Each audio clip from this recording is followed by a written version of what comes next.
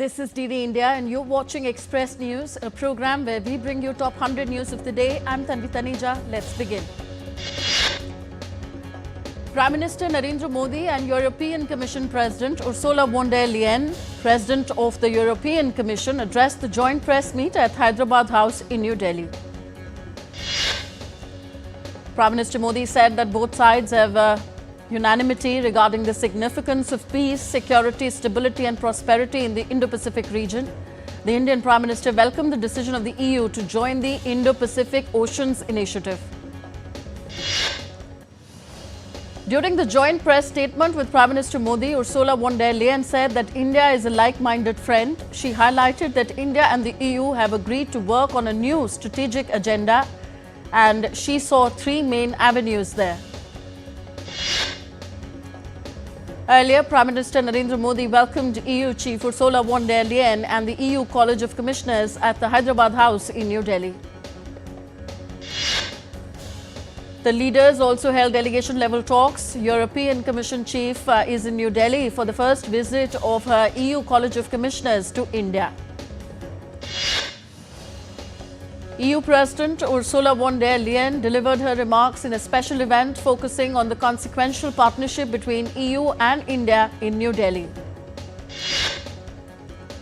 Ursula said that she and Indian Prime Minister Modi share the same view for the joint partnership between India and the EU, adding that both are uniquely placed to respond to this challenge together.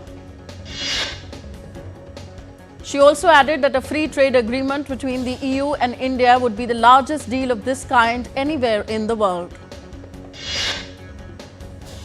Earlier, India's External Affairs Minister Dr. S. Jaishankar on Thursday called on the visiting European Commission President and lauded her views on re-energizing India's engagement with Europe.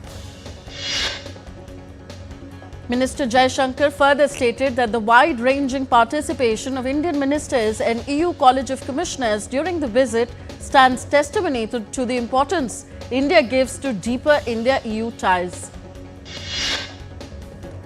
Dr. Jaishankar also participated in the India-EU bilateral cluster meeting earlier today alongside several commissioners of the European Commission. Discussions focused on connectivity, green and clean energy, security and EU expansion. Indian ministers Piyush Goyal, Ashwini Vaishnav and 21 members of EU College of Commissioners participated in the second India-EU Trade and Technology Council meeting today. The leaders took stock of the significant progress made in digital partnership, clean and green energy initiatives, and also exchanged views on new opportunities in semiconductors, AI, 6G and a mutually beneficial trade regime. Indian ministers Dharmendra Pradhan and Jayant Singh met European Commission's Vice President Roxana Minzatu along with her delegation. The leaders discussed ways to further energize India-EU strategic partnership as well as creating new paradigms. India's Prime Minister Narendra Modi has extended greetings on the National Science Day today. In a tweet, Prime Minister Modi urged young innovators to keep popularizing science and innovation to build a developed India. On National Science Day, India's Minister of State for Science and Technology, Dr. Jitendra Singh, flagged off indigenously developed e-tractor and e-tiller. The minister highlighted India's technological prowess while mentioning the Deep Sea mission. India's Home Minister Amit Shah chaired a key meeting to review the law and order situation in Delhi today.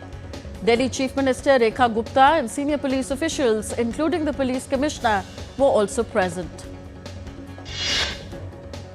The Federation of Indian Chambers of Commerce and Industry organized the second FICCI Award for Excellence in Maintenance Systems. A total of 12 companies from the manufacturing, energy and mining sectors were honored for their outstanding maintenance practices. The event featured expert presentations offering valuable insights for participants to enhance their plant maintenance programs using AI in maintenance systems. Finance and Revenue Secretary Tuhin Kanta Pandey has been appointed as the new chairman of the Securities and Exchange Board of India. The Sensex at the Bombay Stock Exchange ended in red on Friday. It plunged by over 1,400 points to 73,198. The Nifty at the National Stock Exchange on Friday ended 1.8% down at 22,125. Gold futures maturing on April 4th were priced at 84,725 rupees per 10 grams on the multi-commodity exchange. The inaugural NXT Conclave 2025 is taking place in New Delhi on Friday. Professor Carlos Montes of the University of Cambridge Business School is in India to participate in the inaugural conclave. Ahead of the conclave, Professor Carlos said that Unified Payments Interface (UPI) has potential for other countries to learn from the experience and get ideas on how to adopt it in their own countries. Group of 20 finance ministers and central bank governors closed their meeting in Cape Town on Thursday without reaching consensus on a communique, instead agreeing to a chair's summary. South Africa's Finance Minister Enoch Godongwana said he was not happy that the G20 meeting could not issue a joint communique. OpenAI has launched a research preview of its latest AI model, GPT 4.5, for pro users and developers worldwide. With enhanced pattern recognition and creative insight generation, the model represents a significant leap forward.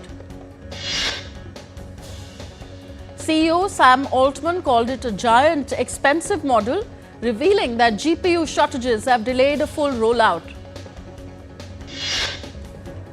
The S&P 500 and Nasdaq ended sharply lower on Thursday, weighed down by a slump in chip maker Nvidia after its quarterly report failed to rekindle Wall Street's AI rally. Chief of Army Staff General Upendra Dwivedi delivered a keynote address on India's strategic overview and regional geopolitical situation at École des Guerres to the French Joint Staff College course in France.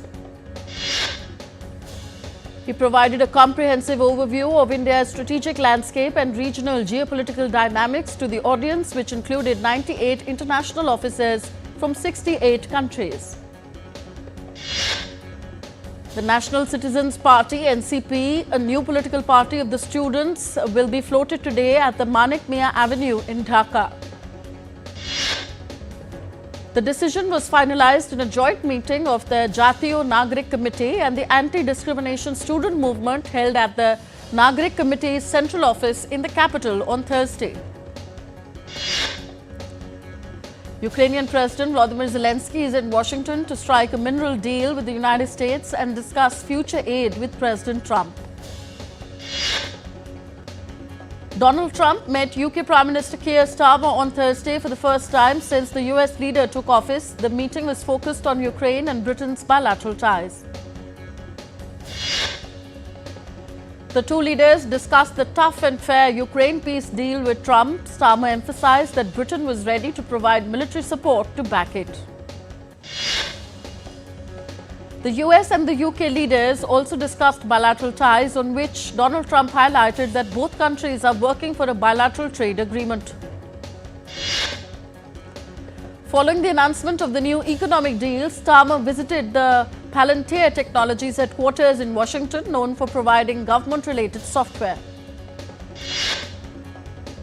The office of the British Prime Minister said that Starmer will chair a morning call with Baltic nations before welcoming Ukrainian President Volodymyr Zelensky to Downing Street. Leaders will discuss the next steps in planning for security guarantees and how to strengthen Ukraine's current position with military support. US President Donald Trump said that his government had good talks on Gaza and that he thought it was coming up with solutions to the problems in the Middle East. Israeli Finance Minister Bezalel Smotrich will meet US Treasury Secretary Scott Bessent in Washington next Wednesday.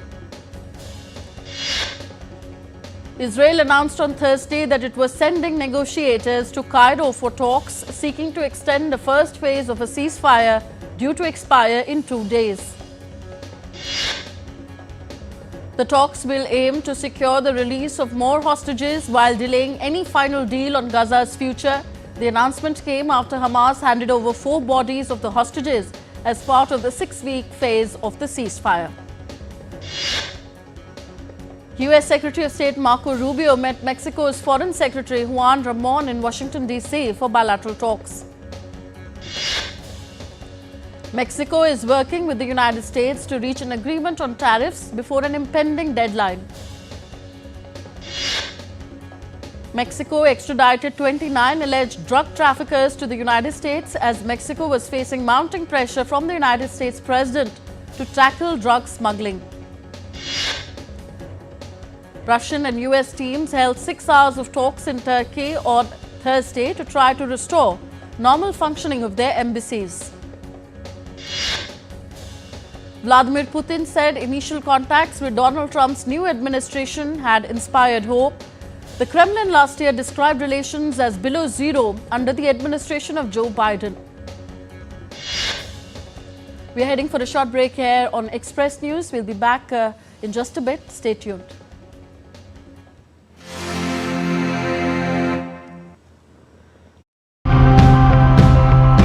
In a world increasingly shaped by climate challenges, we are all exposed to new risks. But efforts are being made to tackle these challenges. Once you have per square kilometer accurate data, they will start mobilizing actions, and the top-down folks, will have an ability to focus on specific parts where the problem is.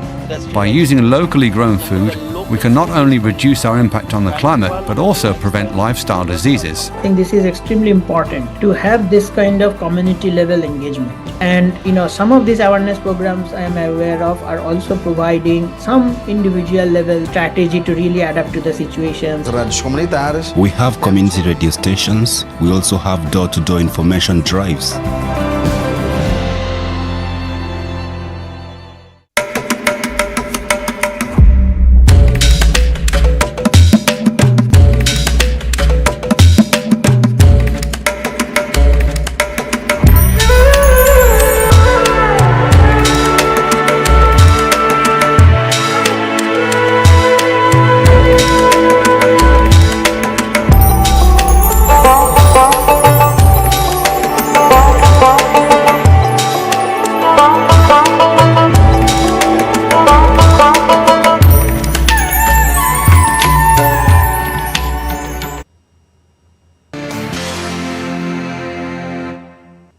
Welcome back. You're watching Express News on DD India. Let's resume.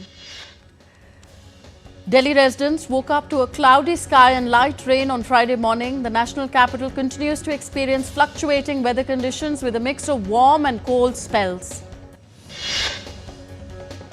According to the India Meteorological Department, the national capital witnessed its warmest February night in 74 years, with the minimum temperature at the Safdarjung Observatory settling at 19.5 degrees Celsius on Thursday. The Met Department predicted that Delhi on Saturday is expected to see cloudy sky and light rain with a minimum temperature of 15 degrees Celsius and a maximum of 27 degrees Celsius. A wildfire continued to spread in the coastal city of Ufunato in Iwate Prefecture in northeastern Japan, leaving 1 dead. Firefighters battled to contain fires raging across Japan's northeastern coastal city of Ufunato. The fire that broke out in Ufunato on Wednesday has scorched approximately 600 hectares of land. A group of Etna guides climbed Europe's highest volcano to collect hot lava and turn it into ashtrays and souvenirs. With the fiery lava cascading down the volcano slopes and smoke billowing around, Antonio Longo from Alpine Etna Sad Guides Group used special tools to pick the hot lava, put it into a mold and cool it down with snow. India's gaming revolution goes global with 20 winning game developers selected to participate at Game Developers Conference or GDC 2025 from March 17 to 21st in San Francisco. The 20 developers were declared at the end of the grand finale of the third edition of the Bharat Tech Triumph program. Over 3 editions, BTTP has witnessed participation from over 1,500 of India's best game developers and students, making it the definitive platform for fostering innovation and entrepreneurship for the Made in India for the World technology and IP. In response to Japan's rapidly aging population and a declining working age population, Waseda University has developed IRAC, a humanoid robot designed to assist with elderly care tasks, addressing the country's shortage of care workers. An artificial intelligence-driven humanoid robot called IRAC is designed to carry out tasks such as changing diapers or preventing bed sore for elderly who need critical care. The Royal Geographical Society will unveil its collection with British Heritage Travel Organisation Travels Fair for the first time at its headquarters in London. The organisation, along with Travels Fair, have put together historical itineraries for the travellers that include countries such as Italy, Japan, Canada, Peru, Bolivia, Argentina and Brazil. Tickets to the Royal Geographical Collection are free and it is open to the public. A screen print of late Queen Elizabeth II by artist Andy Warhol is among dozens of images of the royal family which will go on display in Edinburgh on Friday. The exhibition chronicles the evolution of royal portrait photography from the 1920s until the coronation of the king in 2023, with more than 90 prints, proofs and documents from the royal collection and the royal archives. Hundreds of original movie posters from Hollywood classics such as King Kong and War of the Worlds are set to be auctioned in London on March as one of the world's largest private collections goes on sale. The Incredible Collection is one of the world's largest private assemblies of movie posters, offering a unique glimpse into the rich history of cinema.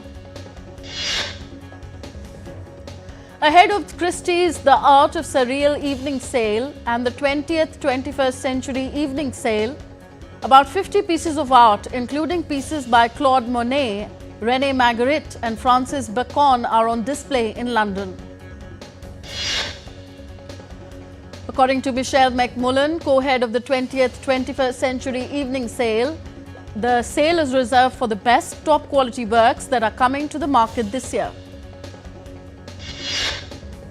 Hundreds of thousands of Carnival revelers took over the streets of Rhineland in Western Germany, dancing, singing and drinking, showing off their colourful costumes. The parties and parades in Germany will continue through the weekend until Ash Wednesday, which in the Christian calendar marks the beginning of the Lenten season of the prayer, fasting and atonement. The fashion world is eagerly anticipating what celebrities will be wearing on Oscars' red carpet on Sunday. Celebrity stylist Alexandra Mandelkorn has declared Demi Moore as her top pick this season and has applauded the actress's personal journey within the industry. The stylistic choices made by celebrities are expected to reflect both old and new Hollywood styles on Oscars' red carpet. Show hosts Lily Estefan and Raul de Molina, best known for their show El Gordo Ya Flaca, were honoured on the Hollywood Walk of Fame. The dynamic duo has captivated Latino audiences since 1998. The two received their own individual stars near the Hollywood Boulevard and La Brea. Vibrant colors and playful silhouettes dominated 2025 Essence Black Women in Hollywood Awards held at the Fairmont Century Plaza in Los Angeles. The event saw the likes of Zoe Kravitz, Issa Rae, Meagan Good and more stars on the red carpet. This year, the event was hosted by Aldous Hodge with honorees including Cynthia Erivo, Tiana Taylor, Marla Gibbs and Ramla Muhammad. Italian luxury label Prada said its women's wear collection at Milan Fashion Week aimed to question what femininity is today and how it can be defined. Milan Fashion Week, running until March 3rd, is the third stop in the month-long global fashion calendar, which also features shows in New York, London and Paris. Gucci sent a collection of furry coats, slim pencil skirts and slip dresses down the catwalk for its fall-winter show, a lineup of styles for women and men drawn up by its design studio as the Kering-owned Italian label awaits its next designer. Italian fashion house Fendi brought dark tones and contrasting textures to its Milan Fashion Week runway as the luxury brand showcased its 2025-26 autumn-winter collection. Fendi also presented its BFF charms, large characters wearing different looks inspired by the autumn-winter show made from upcycled fabrics. The Vienna State Opera takes place in the Grand Vienna State Opera House, Austria. It is the finale of the Viennese Carnival season, the pinnacle of the winter months. On the unique night, the auditorium was transformed into a ballroom and bedecked with 5,500 glittering guests from socialites to politicians and international celebrities.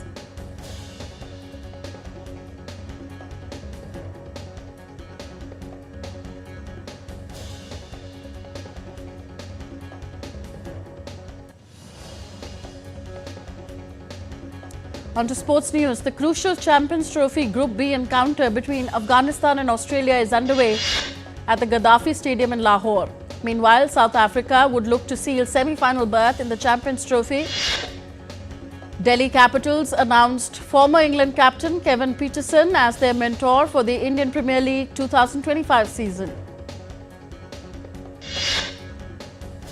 Royal Challengers Bangalore suffered its third consecutive home defeat in Women's Premier League 2025, going down to Gujarat Giants by 6 wickets on Thursday. Delhi Capitals face Mumbai Indians in a top-of-the-table clash at the M. Chinnaswamy Stadium in Bengaluru on Friday.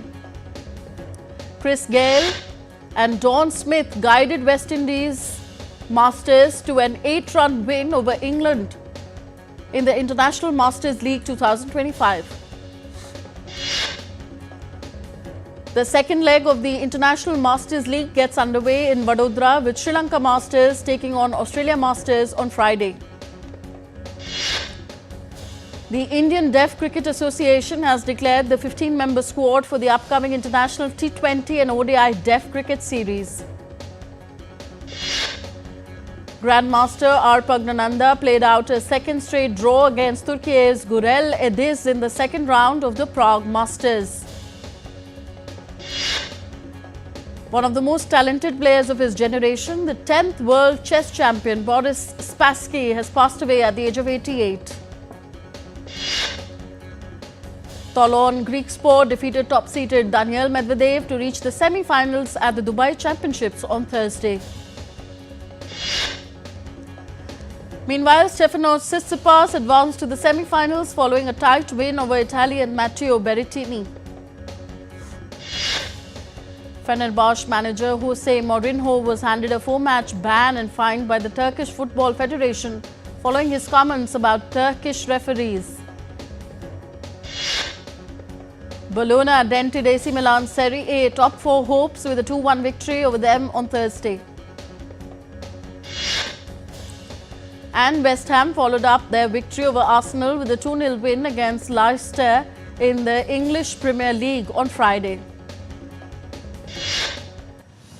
So that's it in this edition of Express News. Thank you for tuning in. Namaskar.